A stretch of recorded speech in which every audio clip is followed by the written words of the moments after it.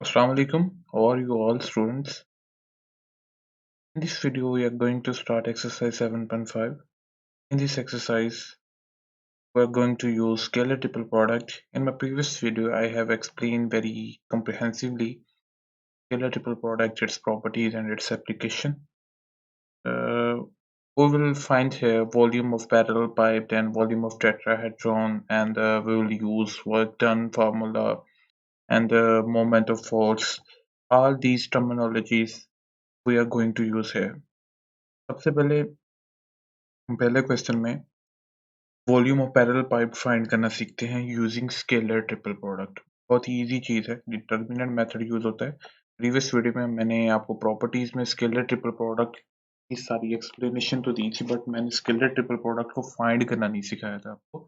इस वीडियो में हम देखते हैं एक्सरसाइज 7.5 का स्टार्ट लेते हैं। क्वेश्चन नंबर 1 है आपका, इसमें आपको 3 वेक्टर्स नजर आ रहे हैं u, v एंड w। अब यहाँ पे u वेक्टर में j यूनिट वेक्टर मिसिंग है और जो w वेक्टर है उसमें I यूनिट वेक्टर मिसिंग।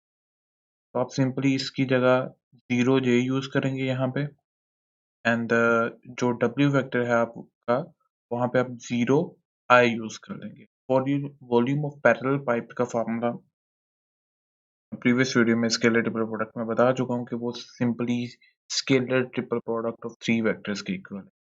तो स्केलर ट्रिपल प्रोडक्ट को लिखा जाता है u dot v cross w।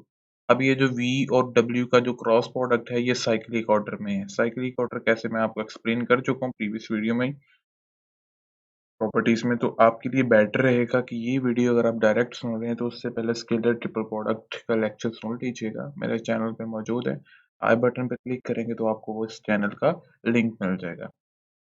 u vector है, यहाँ पे v वेक्टर है और यहाँ पे w वेक्टर है। तो आपने ये साइक्लिक ऑर्डर ओके रखना है क्लॉकवाइज डायरेक्शन में v क्रॉस w आ रहा है, v क्रॉस w। तो यहाँ पे ये v क्रॉस w है यानी कि साइक्लिक ऑर्डर है, ओके है। तो आप इसको ऐसे भी लिख सकते हैं, स्केयर ब्रैकेट्स डाल दें, इसमें आप लिखते हैं u v एंड w। इसको फाइंड कैसे करना है, डिटर्मिनेंट मेथड से। डिटर्मिनेंट यूज करें। आप सबसे पहले u जो आपका वेक्टर है उसके कोफिशिएंट्स लिखें, यानी i के साथ जो कोफिशिएंट मौजूद है, j के साथ जो कोफिशिएंट मौजूद है, k के साथ। i के साथ 3 है, j के साथ j नहीं है यहाँ पे, यानी कि j के साथ 0 है और k के साथ 2 है तो 3 0 2 लिख दिया। इसी तरह इसमें से यहाँ पे 1 है, 2 है और यहाँ पे 1 है, 1 2 1 लिख दिया। यहाँ पे है 0i minus j plus 4k, यहाँ पे हमने लिख दिया 0 -1 और प्लस का 4, 0 -1 प्लस का 4। अब हम यहाँ पे क्या करेंगे, एक्सपेंड रो 1। आपकी अपनी चॉइस है, आप रो 1 को एक्सपेंड करना चाहते हैं, कॉलम 1 को एक्सपेंड करना चाहते हैं, हम रो 1 को एक्सपेंड कर रहे हैं। एक्सपेंडिंग मेथड हम जो वेक्टर प्रोडक्ट है 7.4 एक्सरसाइज उसमें हम देख चुके हैं। अगर आपने 7.4 एक्सरसाइज समझी है, अगर आपको आइडिया है, आई एम श्योर कि आपको वेक्टर प्रोडक्ट लेना आता होगा, तो क्रॉस प्रोडक्ट फाइंड करने आता होगा। ज़ाहिर बात है, फिर ही आप एक्सरसाइज 7.5 पे आए हैं, तो हमने ये एक्सपेंडिंग मेथड को यूज़ किया। सिंपली आप रो 1 को फिक्स कर लें, इसके हिसाब से कॉलम चेंज करेंगे, करे जाएँ। जब आपने पहली रो और पहला कॉलम लिया तो बाकी जो एंट्रीज बची हैं वो ये वाली लिखेंगे, और जब आपने पहली रो और पहला कॉलम लिया था तो आपकी ये जो एंट्री थी 3, ठीक है, ये आपकी रो में भी आ रही है और ये आपके कॉलम में भी आ रही है, तो इस एंट्री कॉमन एंट्री को हमने यहाँ पे लिखा। अब जो दूसरी एंट्री होती है वो बाय डिफ़ॉल्ट यहाँ पे एक्सपैंड का रूल है, वो नेगेटिव होती है। पहली वाली पॉजिटिव, दूसरी नेगेटिव और तीसरी पॉजिटिव। मैं ज़्यादा डिटेल में एक्सप्लेन नहीं कर रहा इसको, सिर्फ पहली रो के लिए ये चीज़। अब आपने क्या करना है जी, अब आपने कॉलम लेना है दूसरा, रो पहले ही रहने देनी है। ये मैं प्रीवियस वीडियो में भी सारी चीज़ एक्सप्लेन कर चुका हूँ, बस मैं उन के लिए ये चीज़ दोबारा एक्सप्लेन कर रहा हूँ, जिनको मे बी कि पिछली वीडियो से समझ ना लगी हो, बट मैं इस वीडियो में इसी वजह से एक्सप्लेन कर रहा हूँ। अब पहली ही रो है, कॉलम दूसरा आ गया, तो बाकी जो एंट्रीज बचती हैं 1 1 0 4 वो हमने यहाँ पे। अब इस वक्त जो ये वाली एंट्री है आपकी, आपकी पहली रो में भी आ रही है और आपके कॉलम में भी आ रही है, दूसरे कॉलम में, कॉमन एंट्री। उसके बाद तीसरी एंट्री पॉजिटिव पॉजिटिव लेनी होती है और अब आपका कॉलम तीसरा होगा, रो पहली ही रहेगी, जो बाकी एंट्रीज बचती हैं वो लिखते हैं यहाँ पे, और जो कॉमन एंट्रीज है वो 2 है, वो यहाँ पे। अब ऐसे क्रॉस मल्टीप्लाई, यानी कि प्रिंसिपल डायगोनल का प्रोडक्ट माइनस कैंडिडेट डायगोनल का प्रोडक्ट, इसी तरह इसमें भी ऐसे ही और इसमें भी ऐसे ही और वैसे ये दरमियान वाली में आपको प्रोडक्ट लेने की ज़रूरत भी नहीं है क्योंकि बाहर क्या मौजूद है 0। तो वो 0 जब मल्टीप्लाई होगा तो वो ख़त्म हो जाएगा। फिर भी मैंने यहाँ पे मल्टीप्लिकेशन कर दी है पर प्रिंसिपल और सेकेंडरी डायगोनल की।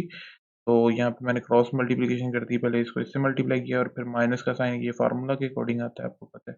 और इसको इससे मल्टीप्लाई कर बट ये ओवरऑल 0 हो चुका था, ये खत्म हो चुका। अब यहाँ पे 8 माइनस इंटू -1 बन चुका है बाहर 3 और यहाँ पे 1 को -1 से मल्टीप्लाई करके -1 बन चुका है और 0 को 2 से करके -0 सिंपली। अब आप 2 को -1 से मल्टीप्लाई करें तो यहाँ पे -2 हो जाएगा। 8 और ये 1 जो है 8 और 1 जो है वो 9 बन जाएगा और 3 यहाँ पे रहेगा। 9 3 पर कितना होता है 27, 27 में से निकालेंगे तो 25। इस वॉल्यूम निकला है, volume of parallelepiped simply scalar triple product के इक्वल है। स्केलर ट्रिपल प्रोडक्ट क्या है जी, determinant form. Okay, next part पे चलते हैं जी। मैंने ये पार्ट नंबर 2 सॉल्व किया, इसके 3 पार्ट्स हैं। ये शॉर्ट क्वेश्चन के लिए हो सकते हैं, तो कोई भी एक पार्ट आपसे पूछा जा सकता है। मैंने पहले 2 पार्ट्स किए हैं, तो तीसरा पार्ट जो है एज़ एन असाइनमेंट आप पे छोड़ा है। अगर आपसे वो सॉल्व नहीं होता, आप इसकी प्रैक्टिस करने की कोशिश कीजिएगा। तो अगर आपसे नहीं सॉल्व होगा तो आप कमेंट सेक्शन में पार्ट नंबर 2 में भी ऐसे ही करना है जी। इसमें कोएफ़िशिएंट्स देखने हैं, 1 है, -4 है, यहाँ पे -1 है, यहाँ पे 1 है, यहाँ पे -1 है, ठीक है? और ये -2 है इसका कोएफ़िशिएंट। यहाँ पे कोएफ़िशिएंट पहला x कोएफ़िशिएंट 2 है, y -3 है और k z जो है यानी z का कोएफ़िशिएंट वो प्लस का 1 है। तो इस इन कोएफ़िशिएंट्स को लिख देना पहले u के, फिर v के, फिर w के और इनको एक्सपेंड कर देना। आपके सामने ये एक्सपेंड किया है, रो 1 को एक्सपेंड किया है, जैसे कि मैंने प्रीवियस पार्ट में आपको पूरा एक्सप्लेन किया कैसे एक्सपेंड करना होता है, वैसे ही इस तरह इसमें एक्सपेंडिंग की है हमने। तो आप इसका फाइनल आंसर देख लें, इसका फाइनल आंसर निकलता है 14। आप इसको एक्सपेंड करके देख लें। अगर आपको किसी भी पॉइंट पे कोई कंफ्यूजन होती है तो आप कमेंट सेक्शन में पूछें मुझसे। चलें, नेक्स्ट हम चलते हैं क्वेश्चन नंबर 2 पे। क्वेश्चन नंबर 2 जो है वो लॉन्ग क्वेश्चन है। मैं इसको अटेम्प्ट करने लगा था बट बाद में आइडिया हुआ कि ये लॉन्ग क्वेश्चन है, तो हम जैसे आपको पता है हम सीरीज़ में इस सीरीज़ में सिर्फ शॉर्ट क्वेश्चन कर रहे हैं। क्योंकि हमने स्कीम के अकॉर्डिंग पेपर को तैयार कर रहे हैं, तो पेपर में दिन क बा काफ़ी कम रह गए हैं। ऑलमोस्ट 18 से 17 दिन है। तो इस हिसाब से हमने स्कीम की स्ट्रैटेजी को फ़ॉलो कर रहे हैं। 7वें चैप्टर में से हमने सिर्फ शॉर्ट क्वेश्चन्स अटेम्प्ट करने हैं। अगर आपके पहले 3 चैप्टर्स तैयार हैं, शर्त ये है बशर्त ये कि आपके पहले 3 चैप्टर्स तैयार हों, तो फिर आप इस चैप्टर के शॉर्ट क्वेश्चंस कर लें, बेटर यही रहेगा। क्वेश्चन नंबर 2 हमने छोड़ दिया ये लॉन्ग क्वेश्चन के तौर पे, क्वेश्चन नंबर 3 पे आ गए हम। अब हमने इसमें क्या करना है, प्रूव दैट वेक्टर्स 3 वेक्टर्स आपको दिए हैं, प्रूव करना है कोप्लेनर। प्रीवियस वीडियो में मैंने प्रॉपर्टीज में एक्सप्लेन किया था कि 3 वेक्टर्स आपस में कोप्लेनर होते हैं या 3 वेक्टर्स कोप्लेनर से मुराद ये है कि तीनों वेक्टर्स एक ही प्लेन पे लाई करते हैं अगर तीनों का स्केलर ट्रिपल प्रोडक्ट 0 के इक्वल। अब ये 3 वेक्टर्स हैं, इनको लेट कर लो। पहला वेक्टर q के इक्वल, दूसरा v के इक्वल और तीसरा w के इक्वल। यहाँ पे लेटिंग। इसके बाद हमने लिखा जी वेक्टर्स आर कोप्लेनर। हमारे वेक्टर्स कोप्लेनर होंगे जब हमारे पास स्केलर ट्रिपल प्रोडक्ट जो होगा वो 0 के। हमने यहाँ पे लेना है scalar triple product. Consider u dot v cross w।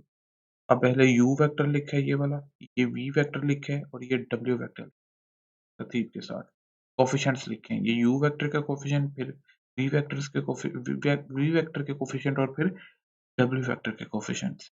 इसको हमने एक्सपैंड करना है, पहली रो को हमने एक्सपैंड करना है। जब हम पहली रो को एक्सपैंड करेंगे इसका मतलब है पहली रो आपकी फिक्स हो जाएगी। अब जब पहली रो आपके पास फिक्स होगी तो इधर से आप पहला कॉलम लो, ठीक है? इसको छोड़ दें, बाकी जो एंट्रीज़ बचती हैं 3 -4 -3 5 वो यहाँ पे लिख दें और जो कॉमन एंट्री है वो 1 है हमारे पास, वो हमने यहाँ। इसी तरह वो प्रीवियस जैसे कि मैंने क्वेश्चन नंबर 1 में आपको एक्सप्लेनेशन दी, इसी तरह इसमें एक्सपेंडिंग कर रहे हैं आपके सामने है। अब ये देखें, ये जो नेगेटिव का साइन है ये फार्मूला के अकॉर्डिंग है और ये वाला जो नेगेटिव का साइन है ये -2 का है। ये 2 का अपना है, ठीक है? तो उसके बाद यदि अगली एंट्री जो पॉजिटिव होती है तो ये एक्सपेंडिंग है। अगर आपको एक्सपेंडिंग पे फिर भी कोई कन्फ्यूजन होती है, वैसे तो मैंने पहले आपको इन डिटेल इसकी एक्सप्लेनेशन दी है। फिर भी आपको कहीं पे भी कोई कन्फ्यूजन होती है तो आप पूछ सकते हैं कि यानी कि आपने रो को फिक्स कर लेना है और कॉलम चेंज करते जाना है। कॉलम जब तीसरा कॉलम आप लिया है ना, जो एंट्रीज़ बच गई हैं, समझे कि पहली रो और तीसरा कॉलम इस वक़्त गायब है, तो जो एंट्रीज़ बच गई हैं वो यहाँ पे लिखी और इसके साथ ये जो बाय लिखा हुआ है वो एंट्री होती है जो कि रो और कॉलम दोनों में कॉमन आ रही हो। तो वो 3 है वो यहाँ पे हमने लिखा। आफ्टर दैट हमने क्या करना है, अब इसमें प्रिंसिपल डायगोनल का प्रोडक्ट माइनस कैंडिडेट डायगोनल का प्रोडक्ट, सेम इसी तरह इसमें product of principal diagonal minus product of candidate diagonal, product of principal diagonal minus product of candidate diagonal. इसको सॉल्व करते हैं हम, हमारे पास एट दी एंड आंसर आता है इसका 0। हमारे पास u dot v cross w कितना आया जी, 0 के इक्वल। हमारे पास प्रूव हो गया कि हमारे वेक्टर्स क्या हैं, कोप्लेन। ठीक है, क्योंकि हमारे पास स्केलर ट्रिपल प्रोडक्ट इक्वल है। अब हमारे पास है क्वेश्चन नंबर 4, कहता find the constant alpha such that the vectors are coplanar. कहता जी एक अल्फा एक अननोन है, वो आप तीन वेक्टर्स में दिया गया है, तीन वेक्टर्स में से एक वेक्टर के साथ दिया है, तो प्रूव फाइंड करें उसको। तो आपको गिवन दे दिया कि तीनों जो वेक्टर्स हैं आपके वो कोप्लेनर वेक्टर। आप कंसिडर कर लें यहाँ पे u v एंड w तीनों वेक्टर्स तरतीब से। तो स्टूडेंट्स मैं आपको बताता चलूँ कि ये जो क्वेश्चन नंबर 3 और क्वेश्चन नंबर 4 है वेरी इंपॉर्टेंट, दो दफा पास, चौथा और पांचवा ये एक ही सीरीज में ये जो क्वेश्चन है तीनों, इनमें से एक आ तो लाजमी पास पेपर में कंफर्म है कि शॉर्ट क्वेश्चन। चौथा क्वेश्चन कर रहे हैं, तो इसमें आपने अल्फा कांस्टेंट फाइंड करना है। हमें गिवन दे दिया कि वेक्टर्स आपके हैं कोप्लेनर, इसका मतलब है कि जो भी आपका स्केलर ट्रिपल प्रोडक्ट होगा, जो भी उसका आंसर होगा वो जीरो के, आपको यहाँ पे गिवन दे दिया। हमें यहाँ पे प्रूव नहीं करना कि आपके वेक्टर्स कोप्लेनर, हमें यहाँ पे गिवन दे दिया कि हमारा जो स्केलर ट्रिपल प्रोडक्ट है वो जीरो के इक्वल। ऐसे कि हमें गिवन वेक्टर्स हमारे कोप्लेनर हैं, इस वजह से हम स्केलर ट्रिपल साइड पे हम स्केलर ट्रिपल प्रोडक्ट ले लेते हैं। पहले वेक्टर के कोफिशिएंट, ये दूसरे वेक्टर के कोफिशिएंट और ये तीसरे वेक्टर के कोफिशिएंट। ये वेक्टर्स आपके सामने हैं। पहले वेक्टर के कोफिशिएंट में क्या है, कोफिशिएंट्स कौन कौन से हैं पहले वेक्टर में, 1 +1 और यहाँ पे प्लस का 1 माइनस का 2 और प्लस का 3। यहाँ पे प्लस का 3 माइनस का अल्फा प्लस का 5। यहाँ पे इसको एक्सपेंड करते हैं, फिर पहली रो हम एक्सपेंड करते हैं। इसका मतलब है पहली रो फिक्स हो गई है आपके पास और इधर से हमने पहला कॉलम, इसको हम स्किप कर देते हैं। हमारे पास जो बाकी एंट्रीज बचती हैं वो हमने यहाँ पे लिखी। ठीक है, ये जो एंट्रीज आ गई हैं और इस वक्त हमारे पास ये वाली जो एंट्री है, इस वक्त ये पहली रो में भी आ रही है और पहले कॉलम में भी आ रही है। इसके बाद हमने क्या किया जी कि वो पहली ही रहने दी है, अब हमने कॉलम जो है वो दूसरा कर दिया। तो इस वक्त जो एंट्रीज बाकी बचती हैं 1 -3 5 वो हम यहाँ पे लिख दी हैं और इस वक्त ये वाली जो एंट्री है -1 वो हमारे पास पहली रो में भी आ रही है और पहले दूसरे कॉलम में भी आ रही है, वो हमने। इसके बाद है जी पहली रो है और तीसरा कॉलम है। इस वक्त ये वाली जो एंट्री है वो हमारी पहली रो और तीसरे कॉलम में आ रही है, हमने ये वाली लिख दी है। बाकी जो एंट्रीज बचती हैं हमारे पास पहली रो और तीसरा कॉलम लेके 1 -2 3 और माइनस अल्फा वो हमने 1 -2 3 वो हमने लिखी। ठीक है, इसके बाद है हमने यहाँ पे एक्सपेंडिंग करनी है, इसको इसके साथ मल्टीप्लाई और इसको इसके साथ मल्टीप्लाई, इसको इसके साथ मल्टीप्लाई, इसको इसके साथ इसको इसके साथ मल्टीप्लाई, इसको इसके साथ। तो product of principal diagonal minus product of standard diagonal, ये हमने ये चीज की। अल्फा को 1 को माइनस अल्फा से मल्टीप्लाई किया तो यहाँ पे माइनस अल्फा, -3 को माइनस अल्फा से मल्टीप्लाई करके प्लस का 3 अल्फा आ रहा है और ये जो सब्ट्रैक्शन का साइन है वो फार्मूला के अकॉर्डिंग है ना, product of principal diagonal minus का साइन और फिर ये प्रोडक्ट ऑफ। आप ऐसे ही करेंगे, बार-बार एक एक्सपेंडिंग मेथड आ रहा है। मैं फिर भी जहाँ तक मुझसे हो सके मैं हर पार्ट में एक्सप्लेन कर रहा हूँ क्योंकि कुछ स्टूडेंट्स होंगे कि जिनको ये यूज़ नहीं करना आ रहा होगा, का अपना फ़ॉल्ट होगा कि आप इसको सॉल्व करके लाज़मी देखिएगा। आपसे एक रिक्वेस्ट है कि अगर आप इसकी प्रॉपर अंडरस्टैंडिंग चाहते हैं तो जब भी आप लेक्चर समझ रहे होते हैं, साथ-साथ नोट डाउन किया करें। या एक पार्ट या एक क्वेश्चन पूरा समझ लिया उसके बाद उसको सॉल्व किया। इस तरह आपकी साथ-साथ प्रैक्टिस होती रहेगी, बार-बार आपको सुनना नहीं पड़ेगा वीडियो। हमने ये एक्सपेंडिंग कर ली है जी। इसके बाद ये देखें जी कि अब यहाँ पे इसको सोल्व करके -4 alpha plus 10 is equal to 0 पे पहुँचे। अब ये प्लस का 10 इधर आकर माइनस का 10 हो जाएगा, माइनस का 4 इधर आकर डिवाइड होगा। ये नेगेटिव का साइन ये नेगेटिव के साइन के साथ आउट हो जाएगा। 10 और 4 2 पे कैंसल आउट हो रहे हैं, और 5 बच रहा है और 4 2 से कैंसल होके 2 बच रहे हैं नीचे। 5/2 आंसर आ गया अल्फ़ा का। इसी तरह हमारे पास इसका पार्ट नंबर 2 है, वेरी इंपॉर्टेंट पार्ट।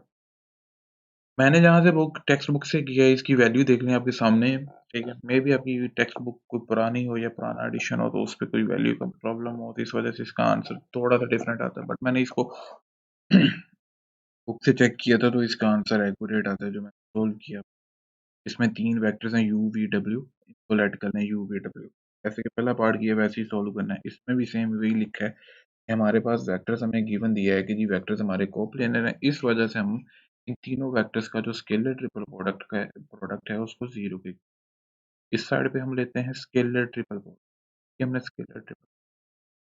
अब इसको हम करते हैं एक्सपैंड। एक्सपैंड कैसे करना है कि इसमें पहली रो फिक्स हो गई है और इधर से पहला कॉलम, जो बाकी एंट्रीज बचती हैं वो। इसी तरह हमने पहली रो ले ली है और हमने कॉलम अब करना है दूसरा कॉलम करना। ठीक है जी, जो एंट्रीज बचती हैं वो हमने लिख दी। फिर इसी तरह पहली रो है और तीसरा कॉलम। फिर बार बार वही एक्सप्लेन कर रहा हूँ, बनता तो यहाँ पे ये है कि मैं इसको एक्सप्लेन ज्यादा ना करूँ क्योंकि आप खुद ही सॉल्व कर सकते हैं। ठीक है, तो एक्सपेंडिंग मेथड की है हमने, एक्सपैंड रो वन। देख लें अगर कहीं भी किसी भी पॉइंट पे कोई कंफ्यूजन होगी तो हमने सॉल्व कर लिया, आपके सामने है जी। तो अब ये product of principal diagonal minus product of standard diagonal. अब ये चेक कर लें, ये माइनस का साइन और ये भी माइनस का साइन है। ये वाला जो नेगेटिव का साइन है ये फार्मूला के अकॉर्डिंग है कि जब भी हम पहली रो या पहले कॉलम को एक्सपेंड करते हैं उसमें पहली एंट्री पॉजिटिव रखते हैं, दूसरी एंट्री नेगेटिव रखते हैं, तीसरी एंट्री फिर पॉजिटिव। अब यहाँ पे नेगेटिव का साइन कैसे आ गया, वो एक्चुअली ऐसे आया है, जब आप देखेंगे कि आप पहली रो और पहले कॉलम को एक्सपेंड कर रहे हैं उस वक्त आपके पास कॉमन एंट्री आ रही है 1। और जब आप पहली रो और दूसरे कॉलम को एक्सपेंड कर रहे हैं यानी कि आपकी जो वो है वो पहली है और इधर कॉलम आपका दूसरा है, इस वक्त आपकी जो कॉमन एंट्री है वो 2 अल्फा आ रही है। ये 2 अल्फा वो वाला। तो यहाँ पे कोई प्रॉब्लम तो नहीं करके हम यहाँ पे गलत लिख के हैं कि यहाँ पे नेगेटिव का साइन आएगा। हम आई थिंक नहीं, स्किप नहीं किया, उस पे लाइन आ गई। यानी कि ये पहली रो है और यहाँ पे पहला कॉलम है, ये खत्म है। तो बाकी जो एंट्रीज बच रही है 1 2 अल्फा और 1 अंदर लिखा हुआ है। अब ये वाली जो एंट्री है -2 अल्फा, ये आपकी पहली रो में भी आ रही है और पहले दूसरे कॉलम में भी आ रही है। तो ये वाली एंट्री कॉमन एंट्री हमने बाय लिखी हुई है, ये जो नेगेटिव का साइन है ये फॉर्मूला। इसी तरह जब आपने रो पहली ही रखी है बट अब कॉलम जो है वो तीसरा हो चुका है, तो इस वक्त जो बाकी एंट्रीज बच रही है वो आपके पास बच रही है 1 -1 अल्फा और 1 -1 अल्फा और माइनस। इस वक्त जो कॉमन एंट्री आ रही है वो ये वाली आ रही है -1। ये हमने यहाँ पे लिखा। ये plus into minus direct minus हो जाएगा तो इस वजह से मैंने इसको डायरेक्ट माइनस।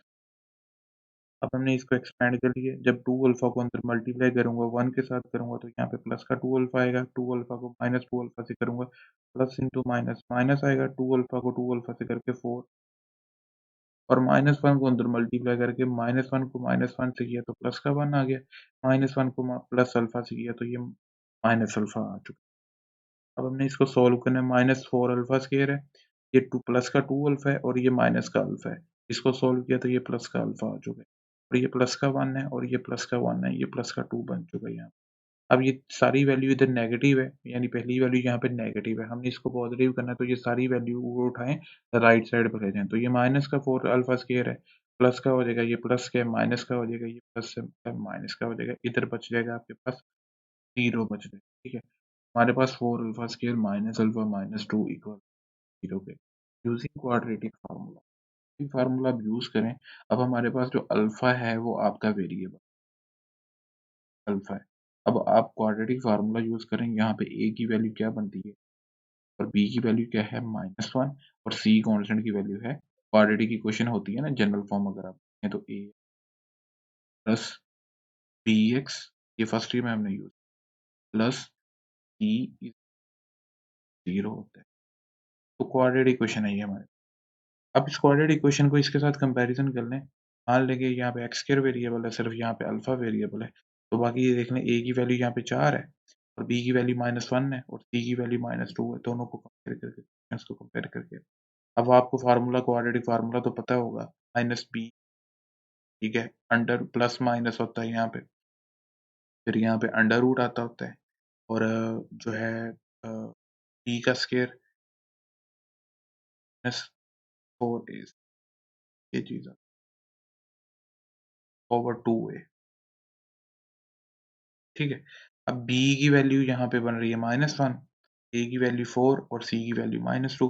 वो इस फार्मूला में इस पुट की है, इसको सोल्व किया तो हमारे पास आंसर आ रहा है 1 प्लस माइनस अंडर रूट 33/2। ये माइनस इंटू माइनस आपके पास आंसर होगा, ये हमारे पास आंसर निकल आए। इसके बाद है question number 5, very important question but very easy question. इसके ए पार्ट के 4 आगे सब पार्ट्स हैं, 1, 3 एंड 4। 4 के 4 इंपॉर्टेंट है, बहुत इंपॉर्टेंट है बट है आसान। 2i प्लस 2j डॉट के है, यानी कि ये आपको स्केलर ट्रिपल प्रोडक्ट, यानी कि जिसमें डॉट भी मौजूद हो और जिसमें क्रॉस भी मौजूद हो, ऐसे प्रोडक्ट को स्केलर ट्रिपल प्रोडक्ट। तो एक्सपैंड कैसे करना है, तो ये डिटर्मिनेंट में इसको करना है। ये मान ले पहला वेक्टर है, पहले वेक्टर में सिर्फ 2 आए, यानी कि x का कोफिशिएंट, j भी 0 इसके लिए, k भी 0, k का कोफिशिएंट भी 0 है, ठीक है। j का कोफिशिएंट यानी y कंपोनेंट भी 0 है, और k का जो कोफिशिएंट है k यूनिट वेक्टर का यानी z कंपोनेंट को। अब दूसरे वेक्टर पे आ जाएंगे, ये है 2j, इसमें i जो है, i का कोफिशिएंट 0 है और k का कोफिशिएंट भी 0 है। k का कोफिशिएंट है वो लिख दें, फ्रेंड वाले वेक्टर में k का कोफिशिएंट है यानी वो 1 है, डॉट 1 k है ना, तो k का कोफिशिएंट 1 है, i का कोफिशिएंट भी 0 है और j का कोफिशिएंट भी 0। इसको हम एक्सपैंड कर, इसको एक्सपैंड किया, इसमें रो 1 जो है हमारी पहली रो, हमने उसको फिक्स कर ली है, पहली रो हमारी, और इधर से हमने पहले कॉलम को गायब कर दिया। हमारे पास जो बाकी एंट्रीज बचती हैं 2 0 0 1 0 0 1, ठीक है। और इस वक्त जो कॉमन एंट्री है वो ये वाली है, ठीक है, जो पहली रो में भी आ रही है और पहले कॉलम में भी आ रही है, तो ये वाला टू। दूसरी एंट्री जो होगी वो नेगेटिव की होगी और तीसरी एंट्री पॉजिटिव होगी, तो लिखने की जरूरत नहीं है, क्योंकि अगली का प्रोडक्ट जीरो ही आएगा, क्योंकि अगली एंट्री जीरो जीरो है, तो हमें ये बेनिफिट है यहाँ पे कि अगली एंट्रीज का प्रोडक्ट लेने की जरूरत नहीं है हमें। तो simply product of principal diagonal minus product of secondary diagonal करेंगे तो अंदर 2 आएगा, 2 से बाहर वाले 2 से मल्टीप्लाई करें तो 4 आंसर आ गया। सिमिलर मेथड इसमें यूज किया 3j डॉट के क्रॉस आई में, सेकंड पार्ट है इसमें। सबसे पहले अब 3j है, यानी कि i और k का कोफिशिएंट 0 0 और j का कोफिशिएंट 3 है। फिर इसमें आगे है k, यानी k का कोफिशिएंट 1 है, i और j का कोफिशिएंट 0 0, और आगे है i, यानी i का कोफिशिएंट 1 है और बाकी इसके लिए j और k क्या है 0 0, j का कोफिशिएंट भी 0 और k का कोफिशिएंट भी 0, उसकी जगह 0 है। इसमें भी सिंपली हमने एक्सपेंड की है, पहली रो को एक्सपेंड किया है। पहली रो को जब एक्सपेंड किया तो भाई उसमें पहली एंट्री पॉजिटिव आती है, दूसरी एंट्री नेगेटिव होती है, तीसरी एंट्री नेगेटिव होती है। आप चाहे ये चीज़ करें भी ना, कि भाई आप बारी-बारी कर रहे हैं, पहली रो ले रहे हैं, फिर पहला कॉलम फिक्स कर रहे हैं, पहली रो के साथ फिर दूसरा कॉलम फिक्स कर रहे हैं, फिर पहली रो के साथ तीसरा कॉलम फिक्स कर रहे हैं, तो ये सारी चीज़ करने की ज़रूरत नहीं है। क्योंकि आपको पता है पहली रो में पहली एंट्री 0 और एंड वाली एंट्री भी 0 है, तो इसने तो ओवरऑल 0 ही देना है और एंड पे भी आपको ओवरऑल 0 ही देना है। तो आप डायरेक्ट यहाँ पे भी 0 लिख दें ओवरऑल और यहाँ पे भी सिर्फ 0 लिख दें, तो ये भी सही है। सिर्फ दरमियान में लिखें कि जब आपके पास पहली रो है और दूसरा कॉलम है, उस वक्त जो बाकी एंट्रीज बच रही हैं वो लिख दें 0 1 1 0 0 1 1 0, और इस वक्त जो कॉमन एंट्री है वो 3 है, वो यहाँ पे 3 लिख दी गई। और फार्मूला के अकॉर्डिंग दूसरी एंट्री नेगेटिव होती है जब भी आप पहली रो या पहले कॉलम को एक्सपेंड करें, ये नेगेटिव का साइन। अब यहाँ पे product of principal diagonal minus फिर प्रोडक्ट ऑफ सेकेंडरी डायगोनल, तो 0 माइनस 1 माइनस 3 को अंदर मल्टीप्लाई करें तो ये 3 आपके पास आंसर आ चुके हैं। इसके बाद है जी आपके पास पार्ट नंबर 3, सेम ये भी स्केलर ट्रिपल प्रोडक्ट ही है। इसको अब सिर्फ उसने स्केल ब्रैकेट्स में लिखा है, इसको आप इस तरह भी लिख सकते हैं k dot j i cross j, k unit vector के कोफिशिएंट्स, i के कोफिशिएंट्स और ये j के कोफिशिएंट्स है। एक्सपैंड करें पहली ही रो को। अब इसमें ये देखें पहली और दूसरी एंट्री 0 0 है, तो उसका प्रोडक्ट लेने की जो तीसरी एंट्री है उसके लिए प्रोडक्ट लेने के पहली रो है और इस वक्त तीसरा कॉलम है, तो जो एंट्रीज बाकी बच रही हैं 1 0 0 1 वो यहाँ पे लिख दें 1 0 0 1, और इस वक्त जो कॉमन एंट्री है वो ये वाली 1 है, ठीक है, तो यहाँ पे ये 1 लिख दिया। तो यहाँ पे आपको पता है जब भी पहली रो ये पहले कॉलम को एक्सपेंड करते हैं, पहली एंट्री पॉजिटिव, दूसरी नेगेटिव, तीसरी फिर पॉजिटिव आती है, तो यहाँ पे प्लस का साइन लिख, मल्टीप्लीकेशन करें तो आपके, अब ये लास्ट पार्ट रह गया है। लास्ट पार्ट का आंसर मैं ऊपर से ही बता देता हूँ, फोर्थ पार्ट है। आप इसका आंसर इस तरह लिख लें, by property of the by property of scalar triple product,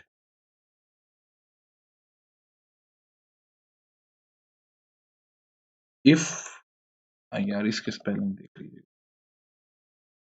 क्यों, if the if two vectors if two vectors are same, then scalar triple product is 0। इसका आंसर जस्ट ये है, तो इसका ओवरऑल आंसर जो आपके पास आएगा वो 0 आ जाएगा। ठीक है, इसका ये आंसर लिख दीजिए। A property of scalar triple product, if two vectors are the same then the scalar triple product is 0। तो ये आया है और ये भी आया है, तो ओवरऑल आंसर इसका क्या आएगा? 0 आएगा। अब इसका है जी पार्ट नंबर बी है इस क्वेश्चन का।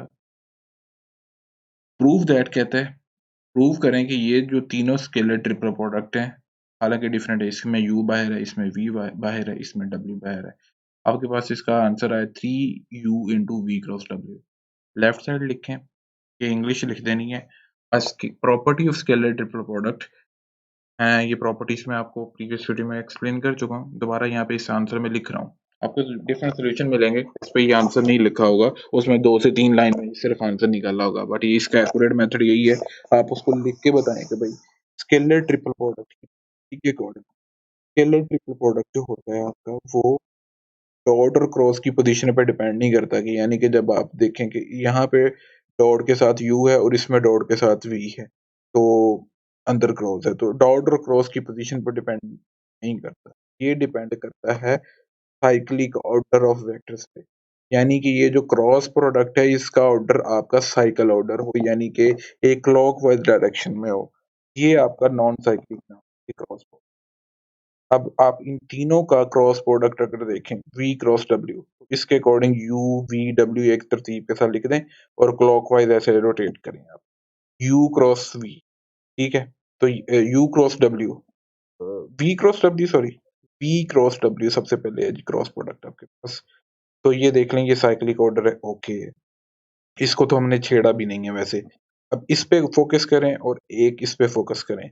W क्रॉस U है, तो W से क्रॉस U ये साइक्लिक ऑर्डर है, और इसके बाद U क्रॉस V है, U से V की तरफ ये साइक्लिक ऑर्डर है। तो इसका मतलब है कि आप इसकी शिफ्टिंग कर सकते हैं। आप अपना डिजायर्ड राइट साइड देखें, डिजायर्ड आंसर जो आपने प्रूव करना है, तो वो देखें उसमें U बाहर है, तो भाई इसमें आप U बाहर निकाल दें। ठीक है, इस वक्त इसमें V बाहर था, तो इस वक्त आप U बाहर निकाल दें, अंदर V और W का क्रॉस ले लें, वो इस तरह लें कि साइक्लिक ऑर्डर हो, तो V क्रॉस W कर लिया। इसमें भी इसी तरह किया, U बाहर निकाली है और अब W और V का आपने क्या लेना है जी, cross product, V cross W कर लिए। ठीक है जी, आपके पास यहाँ पे अब ये तीनों सेम है, इन तीनों को ऐड अप करो तो 3u into v cross w हो जाएगी, ये आपकी राइट हैंड साइड हो गई है, hence prove left hand side equal to right hand side. ये पांचवा क्वेश्चन, इसके दोनों parts very important short question आ सकते हैं आपके पास पेपर आए हुए हैं बल्कि।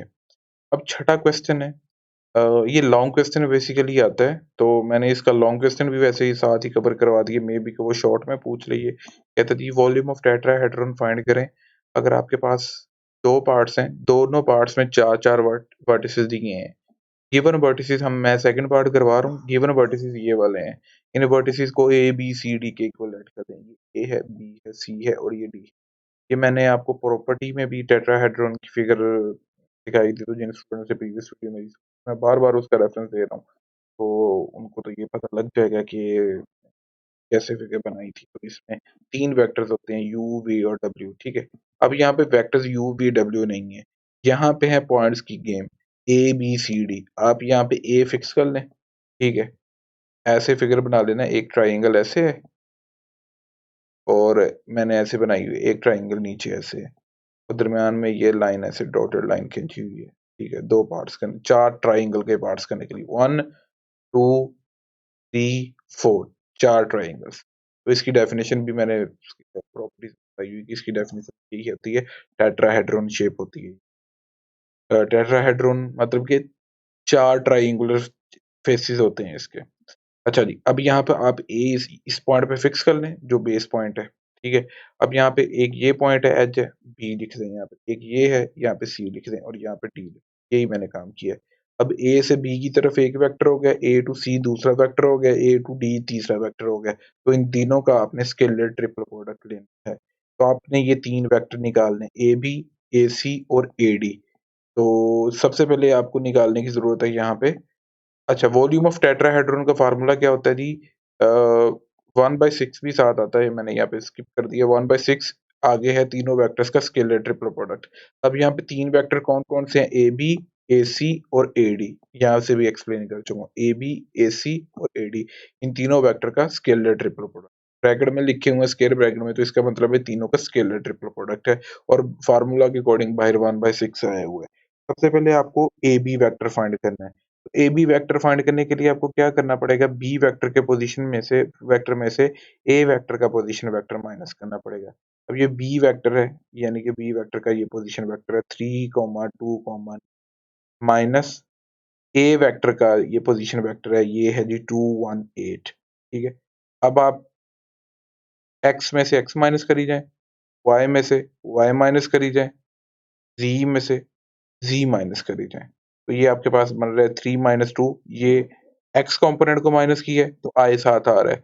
अब ये 2 में से ये 1 को माइनस किया, यानी वाई कंपोनेंट्स को सब्ट्रैक्ट किया, दोनों के वाई कंपोनेंट्स को, तो वाई कंपोनेंट्स के साथ जे यूनिट वेक्टर आता होता है, तो इसके साथ जे आ रहा है। फिर प्लस, फिर आपने एंड पे लास्ट पे किया 9 में से 8, यानी कि जी कंपोनेंट है, जेड कंपोनेंट, जेड को जेड से माइनस किया तो उसके साथ के यूनिट वेक्टर आ रहा होता है, तो इसके साथ के आया हुआ है। इसको इस तरह सॉल्व करके आई प्लस जे प्लस के आ रहा है। इसी तरह आपने अगला वेक्टर निकालना है ए सी, उसमें भी आपने ऐसे ही करना है कि सी पॉइंट के पोजीशन वेक्टर में से ए पॉइंट का पोजीशन वेक्टर माइनस करना है, ये सी पॉइंट लिखा है माइनस ये ए पॉइंट। तब आप एक्स कंपोनेंट में से एक्स कंपोनेंट माइनस करें, जब आपने एक्स में से एक्स माइनस किया है तो साथ आपका आई आया है। अब आप वाई कंपोनेंट में से इसके वाई कंपोनेंट को माइनस करें, तो आपके साथ आपके वाई कंपोनेंट्स के डिफरेंस के साथ जे आया है। फिर आप लास्ट पे जी कंपोनेंट में से ये जी कंपोनेंट माइनस करें तो आपके साथ यहाँ पे के आ रहा है। इसको सॉल्व किया तो ये -4 के आंसर बन रहा है। इसी तरह ए डी वेक्टर सॉल्व किया कि डी पॉइंट के पोजीशन वेक्टर में से ए पॉइंट का पोजीशन वेक्टर निकाल रहा है। ये डी पॉइंट है माइनस ये ए पॉइंट है। तो एक्स में से एक्स माइनस किया, वाई में से वाई माइनस किया, जेड में से जेड माइनस किया, तो ये आपके पास एट द एंड आंसर आ रहा है। अब वॉल्यूम ऑफ टेट्राहेड्रॉन फाइंड करना है, 1/6 है, ये तीनों वेक्टर का स्केलर ट्रिपल प्रोडक्ट है। ठीक है, तो आपने अब आपको चाहिए स्केलर ट्रिपल प्रोडक्ट चाहिए, 1/6 बाहर रहेगा। ये यहाँ पे हमने इन तीनों वेक्टर्स को एक्सपेंड कर दिया, इन तीनों के कोएफिशिएंट लिखे हैं, ये ए बी के कोएफिशिएंट लिखे हैं, दूसरे नंबर पे ये ए डी के कोएफिशिएंट ए सी के कोएफिशिएंट लिखे हैं, और ये ए डी के तीन वेक्टर्स है ना हमारे पास निकले, ए बी, ए सी और ए डी, तीनों के तरतीब के साथ कोएफिशिएंट लिखे हैं। पहली रो में इसके कोएफिशिएंट, दूसरी रो में इसके कोएफिशिएंट। अब इसके को जब कोएफिशिएंट आपने लिखे हैं तो आपने गौर करना है, यहाँ पे आई भी नहीं है और जे भी नहीं है, तो मान लें यहाँ पे 0 आई है और 0 जे, यानी कि आई का कोएफिशिएंट भी 0 जाएगा और जे का कोएफिशिएंट भी वहाँ पे 0 जाएगा दूसरी रो में। यही लिखा हुआ है, ये देख लें कि 0 0 -4 गया हुआ है इसके अकॉर्डिंग यहाँ पे, इस जगह पे दूसरी रो में।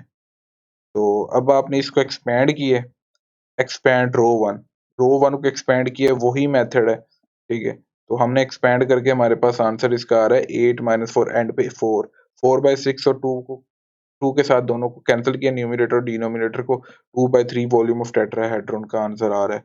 जैसे कि आपको पता है एक्सपेंडिंग मेथड ही एक ही चीज लग रही है, एक्सपेंडिंग मेथड डिटर्मिनेंट फार्मूला, या हालांकि ये फर्स्ट ईयर की चीज है, फिर भी मैंने थोरोली एक्सप्लेन किया है, हर क्वेश्चन में एक्सप्लेन किया है, तो इसमें मैं स्किप कर रहा हूँ क्योंकि लेंथी हो जाएगी इस तरह वीडियो। तो आप देख लें, अगर आपको एक्सपेंडिंग में प्रॉब्लम होती है आप खुद सॉल्व करके देखें, तो वीडियो से हेल्प ले लें या कमेंट सेक्शन में मुझसे पूछ लें।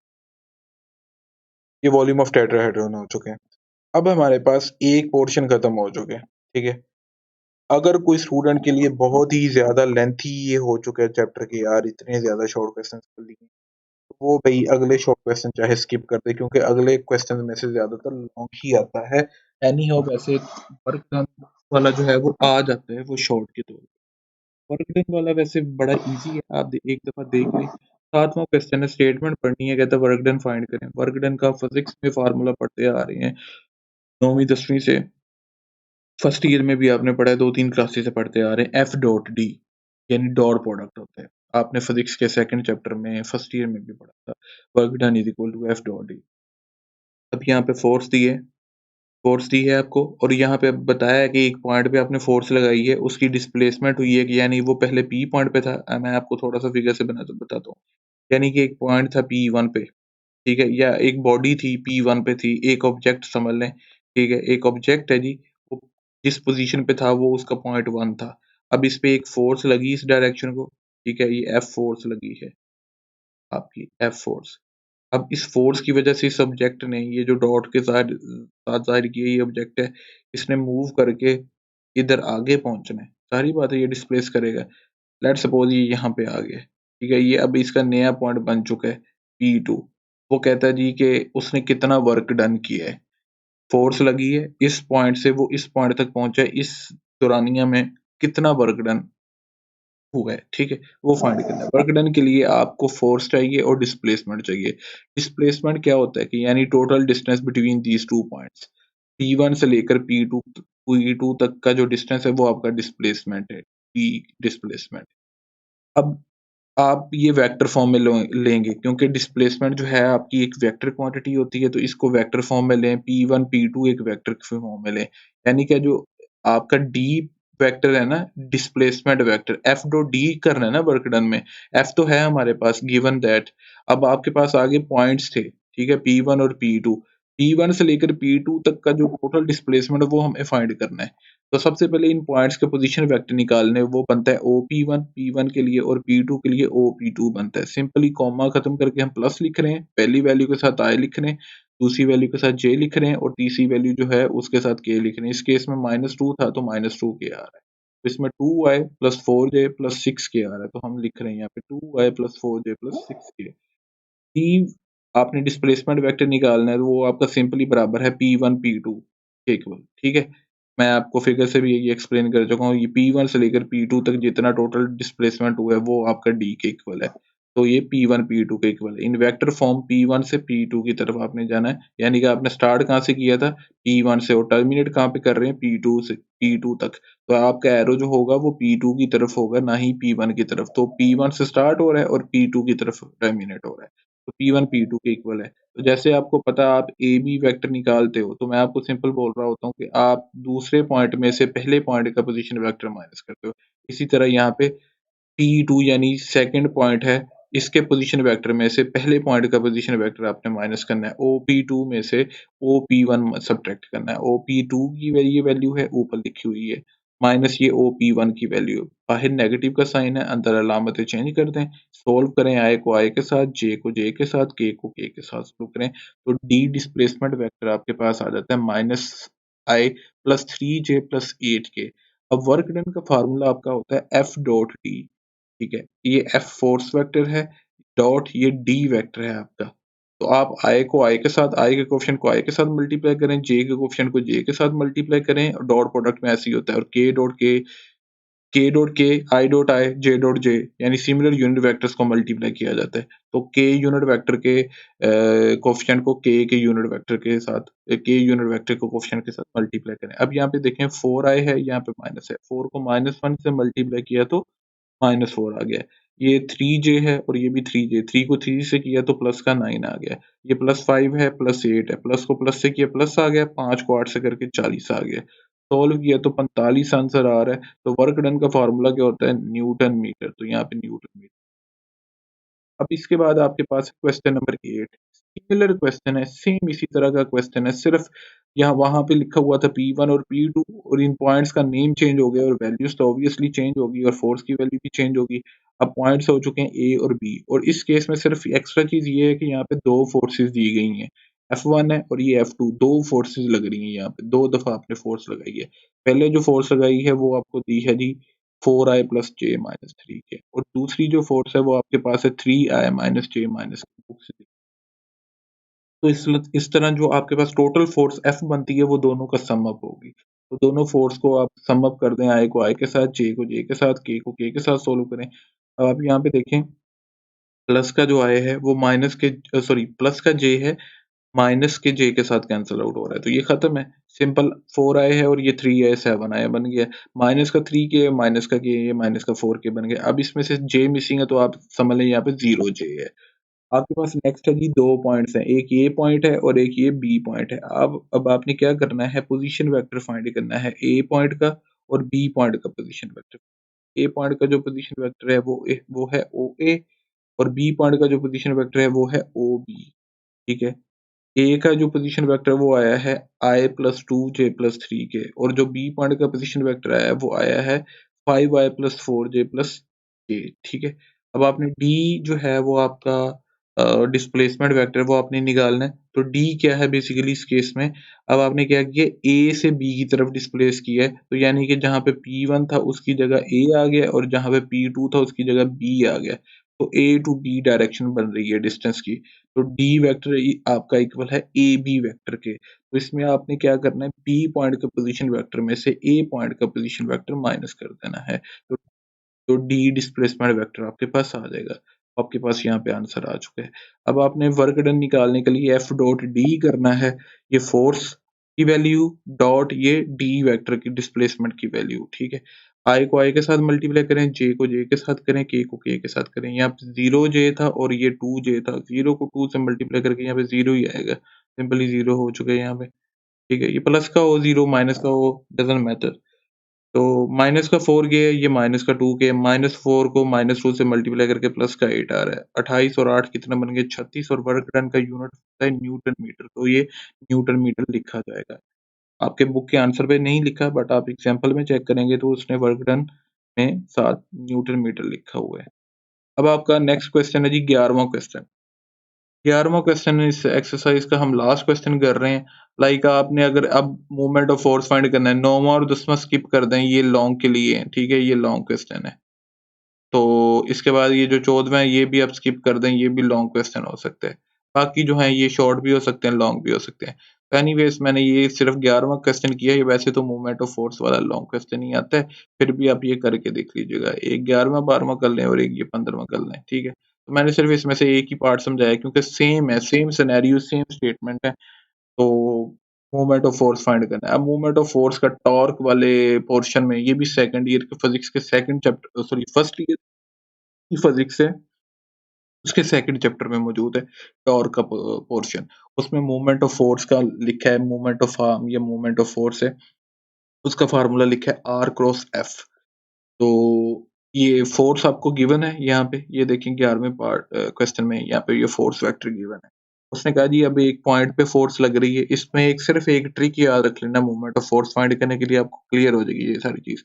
एक पॉइंट पे लग रही है, जिस पॉइंट पे लग रही है वो उसके कोऑर्डिनेट्स दिए हैं 1, -1 और 2, और उसने आगे कहा जी का आप मूवमेंट ऑफ फोर्स फाइंड करो अबाउट द पॉइंट, ठीक है। ये सेकंड पॉइंट है जिसके अबाउट हमने मूवमेंट ऑफ फोर्स फाइंड करना है। तो इसकी मैं फिगर या डायग्राम ही कोई बना रहा है, इसको मैं सिंपल एक ट्रिक, छोटे से ट्रिक के साथ आपको, अब आप यहाँ पे लिख लें, आपकी जो फोर्स है वो कितनी है, 3i + 2j - 4k, वो किस पे अप्लाई हो रही है, 1, -1, 2 पॉइंट पे, ठीक है, जिसके कोऑर्डिनेट्स ये लिखे हुए हैं। आपने जो मूवमेंट ऑफ फोर्स फाइंड करनी है वो इस पॉइंट के अबाउट फाइंड करनी है, जो उसने स्टेटमेंट में लिखा है वो मैं वही मैंने लिख दिया। अब यहाँ पे दो पॉइंट्स हैं, पहले को ए ले लो और ये दूसरे को बी ले लो आप, ठीक है। मैंने ये लिखा है let A is equal to फलां और बी के कोऑर्डिनेट्स ये ले लिए। अब दोनों पॉइंट्स के पहले सबसे पहले आपने पोजीशन वेक्टर निकालने हैं। ए का जो पोजीशन वेक्टर होगा वो ओ ए होगा, सिर्फ कॉमा खत्म करके प्लस लिखा गया है और पहली वैल्यू के साथ आई लिखा गया है, दूसरी के साथ जे लिखा गया और तीसरी के साथ ए लिखा गया है। और बी पॉइंट में भी ऐसे ही है कि पहली के साथ आई लिखा गया है, दूसरी वैल्यू के साथ जे लिखा गया और तीसरी वैल्यू के साथ ए लिखा गया है।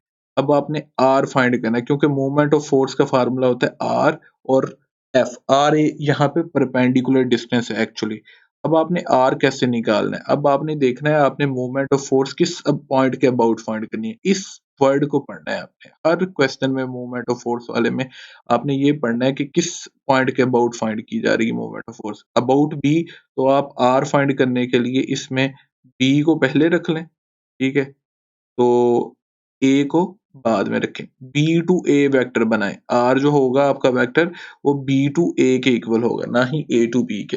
यानी जिस पॉइंट के अबाउट आपने मूवमेंट ऑफ फोर्स फाइंड करनी है उसको आपने पहले रखना है। अब ये यहाँ पे देखें, इसमें 15th क्वेश्चन आपको मैं बता देता हूँ। इसमें आपने मूवमेंट ऑफ फोर्स किस पॉइंट के अबाउट फाइंड करनी है, क्यू पॉइंट के, तो इसमें क्यू को पहले रखें आर फाइंड करने के लिए, और दूसरा पॉइंट जो पी है उसको बाद में रखें। यानी वेक्टर आप बनाएं क्यू पी, ना ही के पी क्यू, ठीक है। तो ये आर आपका होगा वो क्यू पी के इक्वल होगा। तो हम 11वां क्वेश्चन कर रहे हैं, तो इस केस में हमारा जो आर है वो बी ए के इक्वल है। इसका मतलब है सेकंड पॉइंट अब कौन सा बन रहा है, ए। इसके पोजीशन वेक्टर में से, ए के पोजीशन वेक्टर में से बी का पोजीशन वेक्टर माइनस करें। तो ए के पोजीशन वेक्टर ये लिख लिए हैं, ठीक है, जो वैल्यू है, और बी पोजीशन वेक्टर की वैल्यू जो है वो ये लिख ली। बाहर नेगेटिव है तो अलामत इसकी चेंज कर दें अंदर वाली।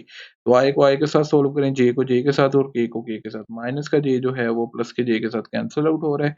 अब ये प्लस का 2k और माइनस का 3k, यहाँ पे माइनस के आ रहा है। तो यहाँ पे जे नहीं है तो इसमें आ जाएगा प्लस का 0 जे आ जाएगा। ये आर आपका आ गया है, मूवमेंट ऑफ फोर्स आ चुका है। इसमें आपने क्या करना है, मूवमेंट ऑफ फोर्स का फार्मूला होता है आर क्रॉस एफ। ठीक है, ये आर क्रॉस एफ फाइंड करना है, ये सिंपली वेक्टर प्रोडक्ट है। तो वेक्टर प्रोडक्ट आप ले लें, यानी कि पता लगा है आपको, यहाँ से ये पता लग गया, कंक्लूजन ये है कि वर्क डन के लिए डॉट प्रोडक्ट यूज किया जाता है और मूवमेंट ऑफ फोर्स के लिए क्रॉस प्रोडक्ट। आई जे के लिख रहे हैं जब भी दो वेक्टर्स का क्रॉस प्रोडक्ट लेना। अब यहाँ पे तीन तो है नहीं जिसमें तीनों के कोफिशिएंट्स लिख लिए गए हैं, तो इसमें पहला जो रो है वो आई जे के की होगी जब भी आपने स्केलर वो वेक्टर प्रोडक्ट लेना होता है, अकेला वेक्टर प्रोडक्ट हो। और जो दूसरी रो है वो आर वेक्टर के पोजीशन कोफिशिएंट्स की है। आर के कोफिशिएंट्स देख लें, -1 है, 0 -1 है, आर के कोफिशिएंट्स लिखे हुए हैं। फिर एंड वाली जो रो है, लास्ट रो, वो एफ के यूनिट एफ के कोफिशिएंट्स की है। तो एफ के कोफिशिएंट्स देख लें, 3 है, 2 है, -4 है। हमने लिख दिया यहाँ पे 3 2 -4। इसको एक्सपेंड किए रो 1 को, इस रो को ही एक्सपेंड करना है आपने, पहली रो को। तो आपके पास ये एट द एंड आंसर आ रही है, मूवमेंट ऑफ फोर्स का आंसर। ये मैंने 11वां क्वेश्चन के लिए, ये ज्यादातर मूवमेंट ऑफ फोर्स वाला लॉन्ग क्वेश्चन हो जाता है, मे बी शॉर्ट में भी पूछ सकते हैं वो, बट ये मुश्किल चीज नहीं है। आई होप कि आप बाकी पार्ट्स कर लोगे, फिर भी आपको फॉलो कर दो पहला झिझक में। इंशाल्लाह ये नेक्स्ट वीडियो में मिलते हैं नए चैप्टर के साथ। ये चैप्टर हमारा कंप्लीट हो चुका है। तब तक के लिए खुदा।